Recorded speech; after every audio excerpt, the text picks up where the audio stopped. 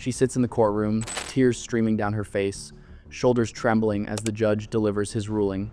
17 years old, blonde hair pulled back. The image of a broken teenager who just lost everything. She dabs at her eyes, struggles to compose herself, looks back at her family for comfort. The portrait of grief. But prosecutors say this is a performance. They say she's been performing for months.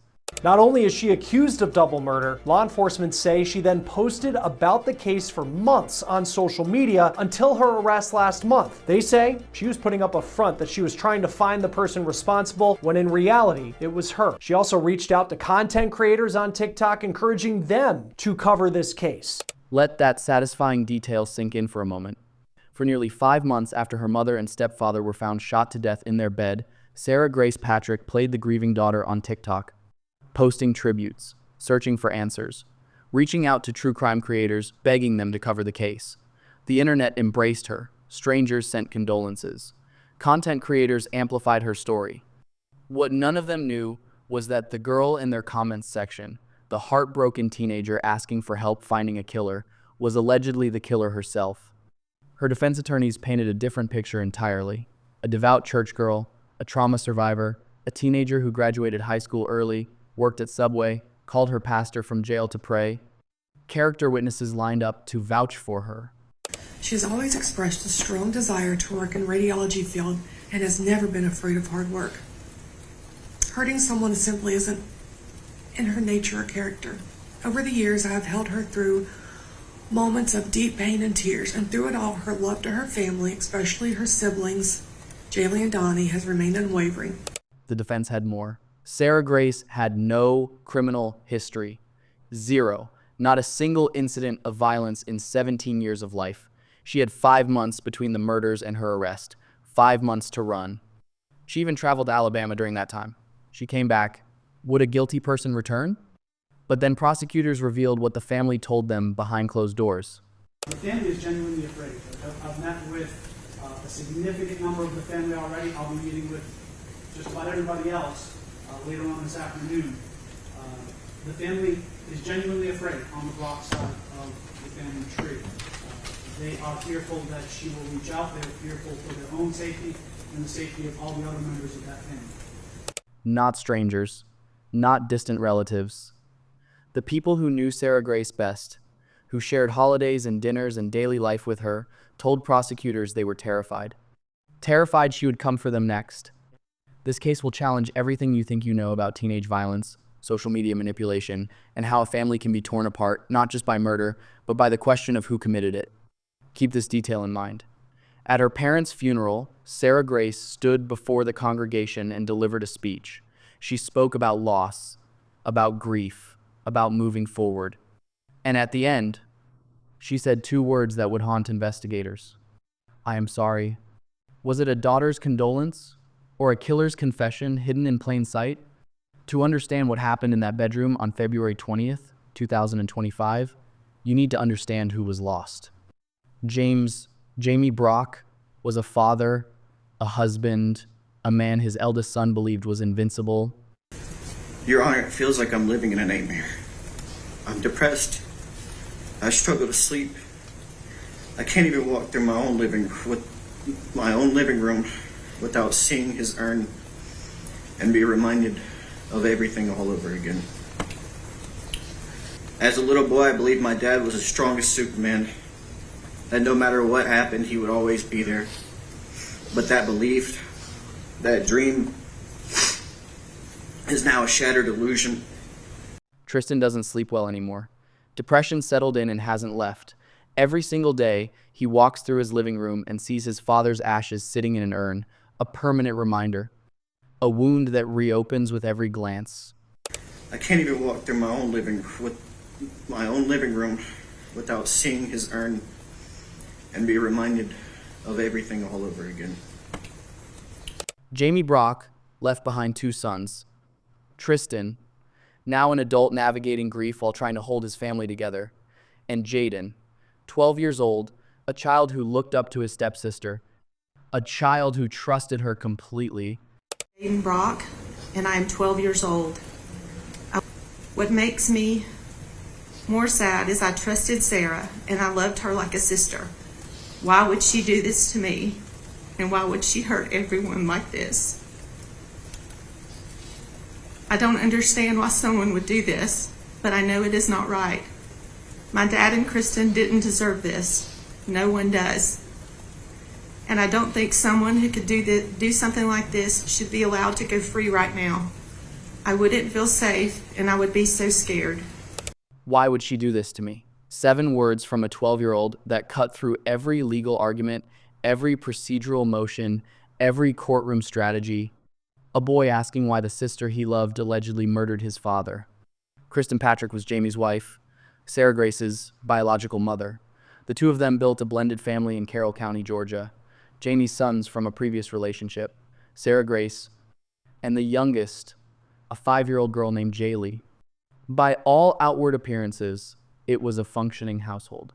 Sarah attended church. She had friends. She made plans for the future, talked about working in radiology. A family friend named Carrie Jensen grew close to her over the years, close enough that Sarah eventually opened up about her home life. As our relationship grew, she began to open up to me about her past and experiences with Kristen and James. One thing she said that has always stayed with me was, no matter what they've done, I will always forgive them and love them, because deep down, I know that's not who they truly are. No matter what they've done. What did they do? The defense would later point to signs of trauma. When Sarah Grace stayed at a friend's house after the murders, something was off. Something that suggested the wounds ran deeper than grief. But there were also signs of trauma she endured. She would often apologize for things she never had to. Like she would asking for food, taking a shower, or using the bathroom. It was heartbreaking. A teenager asking permission to eat, asking permission to shower, asking permission to use the bathroom. The behavior of someone conditioned to believe basic needs required approval. The behavior of someone who had lived under a roof where the rules were different than other homes. But here's what the defense couldn't explain. Whatever happened behind closed doors, whatever trauma Sarah Grace may have endured, Jamie and Kristen weren't the only ones in that house. Jaylee was 5 years old, sleeping down the hall, innocent, unaware. She would be the one to discover the bodies. Jamie Brock thought he was safe in his own bed. Kristen Patrick thought she was safe beside her husband. They had no idea their 17-year-old daughter may have been planning their deaths. They were wrong. February 20th, 2025. A Thursday, Carroll County, Georgia. The house was quiet. Jamie Brock and Kristen Patrick were in bed, asleep, vulnerable. Down the hall, 5-year-old Jaylee slept in her room, unaware that her world was about to shatter. What happened next would be described in court with clinical precision. The defendant is charged with the brutal murders of my brother, Jamie, and my sister-in-law while they were lying in their bed. Shot multiple times, including both shot in the head. My 5-year-old niece was then woke up to find their parents lifeless. Shot multiple times. Both shot in the head. Execution style. Not a struggle. Not a confrontation. 2 people asleep in their bed, defenseless, killed where they lay. Think about that for a moment. The violence required to stand over your own mother, to stand over your stepfather, to pull the trigger, not once, multiple times, to ensure they would never wake up. This wasn't a crime of passion committed in the heat of an argument. This was calculated, deliberate, final. And then came the discovery. Jaylee woke up, 5 years old. She walked to her parents' bedroom, the way children do when they need comfort, when they have a bad dream, when the house feels too quiet. She found them. Lifeless. Blood. Stillness where there should have been warmth. She went to the only person left, her older sister, Sarah Grace. Sarah Grace called 911. The first responders arrived to a crime scene. 2 victims, gunshot wounds, a 5-year-old in shock, and a 17-year-old who told them she had no idea what happened. Someone broke in. Someone killed her parents. Someone destroyed her family. The investigation began immediately.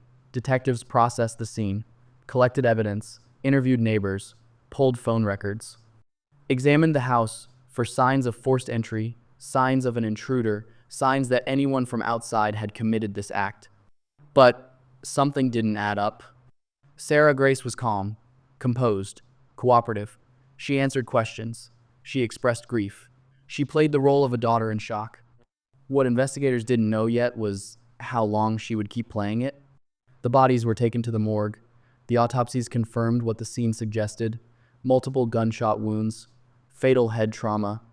Jamie Brock and Kristen Patrick had been murdered in their sleep, unable to fight back, unable to run, unable to protect themselves or their children. The funeral was scheduled, the community gathered, and Sarah Grace Patrick stood before the congregation to eulogize the parents she had allegedly just killed. She ended her speech with 2 words: "I am sorry." Then she went home, opened TikTok, and began her 5-month performance. The first 48 hours of a homicide investigation are critical. Evidence degrades, memories fade, killers run. Sarah Grace Patrick didn't run.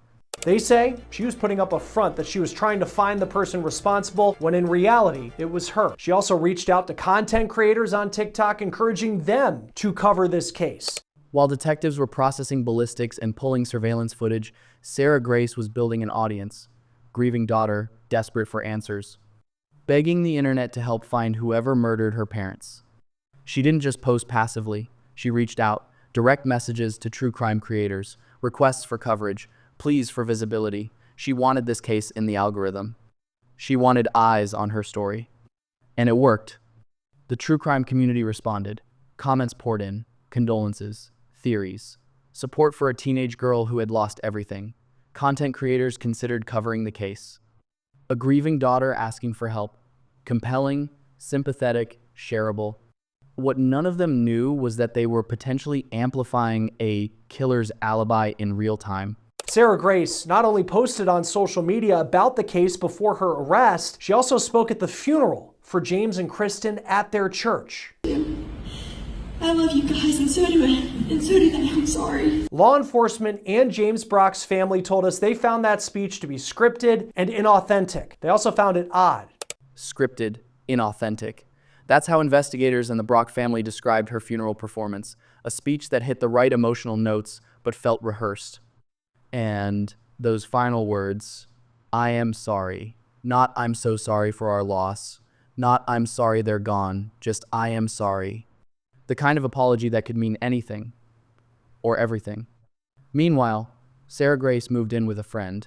Caitlin O'Keefe had an extra bedroom, a stable environment, a place for a grieving teenager to heal. She came to stay with me after everything happened with her mom. I used to lay in the bed. She would cry and sob, and I'd watch her grieve. Crying, sobbing, the physical manifestations of loss. Caitlin watched it happen night after night. She believed she was witnessing grief. Was she witnessing guilt instead? 5 months passed. Sarah Grace graduated high school early.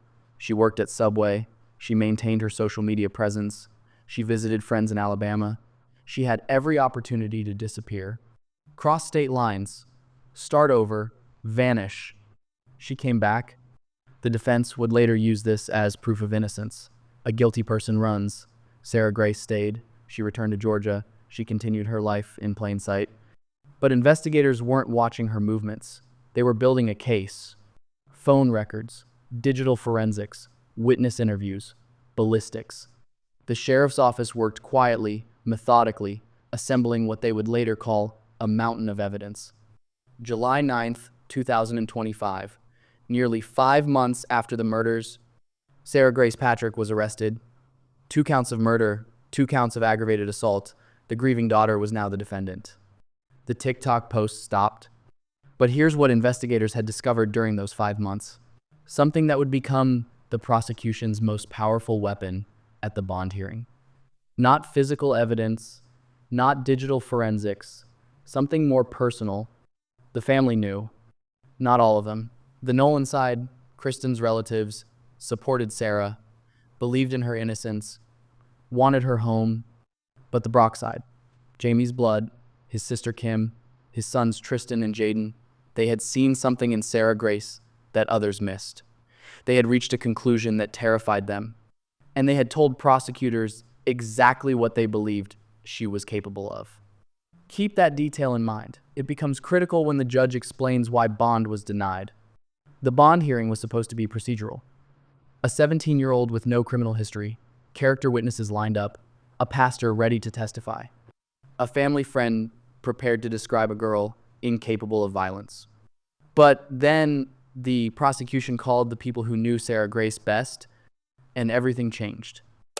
And I don't think someone who could do something like this should be allowed to go free right now.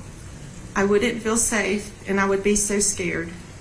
A 12-year-old boy begging a judge for protection from his own stepsister. Defendant can kill her own parents in such a violent manner. I fear for my own safety and the safety of my family and friends. The possibility that she could harm us is terrifying, and I urge you to consider this in your decision. Not hypothetical fear, visceral terror. Kim Bowling stood in that courtroom and told the judge she believed Sarah Grace would kill again, would kill her, would kill anyone who stood in her way. The defense pushed back hard. As it relates to a threat or danger to any person in the community, nobody indicated that Sarah Grace was a threat or a danger prior to this incident happening. And what we know is that hindsight is 20/20, and they're looking back on what they believe happened. And we assert Sarah Grace's innocence, and she is presumed to be innocent as she sits before the court. Is that they are looking back saying, if she's capable of doing this, then she must be a threat.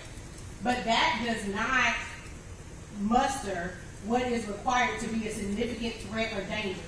No prior violence, no criminal record, 17 years of life without a single incident. The defense argued that fear alone wasn't enough, that hindsight was coloring perception, that the family was projecting guilt onto a girl who hadn't been convicted of anything. Again, I remind the court that the incident took place in February, and she had gone to visit the Jensen household in Alabama between that February and July time period. If, for some reason, there was to be this enlightenment that I should run, there was ample opportunity at that time. 5 months. A trip to Alabama, every chance to flee. She came back. Would a guilty person return to face arrest? The defense called their witnesses. I've spoken and prayed with Sarah Grace many times throughout this season. Her commitment to staying grounded in her faith and connected to a healthy community has remained steady. She's even called from jail multiple times so I could pray with her. A pastor vouching for her character. Phone calls from jail. Not to proclaim innocence, not to profess confusion about the charges, to pray, to express gratitude, to ask about scripture. But here's what the pastor never said.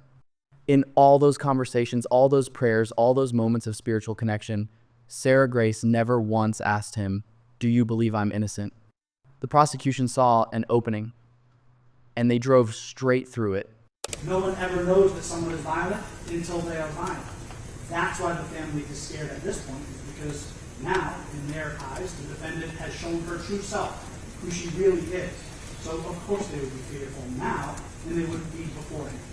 The defense claimed no prior violence proved she wasn't dangerous. The prosecution flipped it. No one has prior violence until they commit violence. The mask comes off.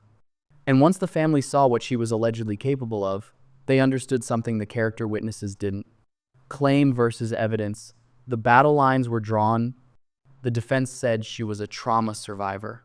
The prosecution pointed to 2 people shot in their bed. The defense said she was a devout Christian.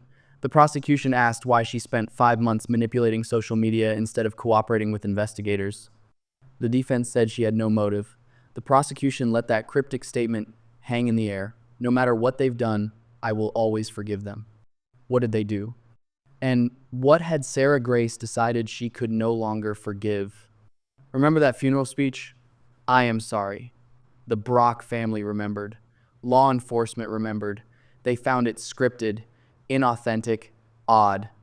A daughter standing over the caskets of parents she allegedly murdered, apologizing to a congregation that had no idea they were watching a performance. The hearing stretched on, witness after witness, tears, accusations, a family ripped in half. The Nolan side sat behind Sarah Grace, her mother's relatives. They believed her, supported her, wanted her home. The Brock side sat across the aisle, Jamie's blood. They wanted her locked away forever.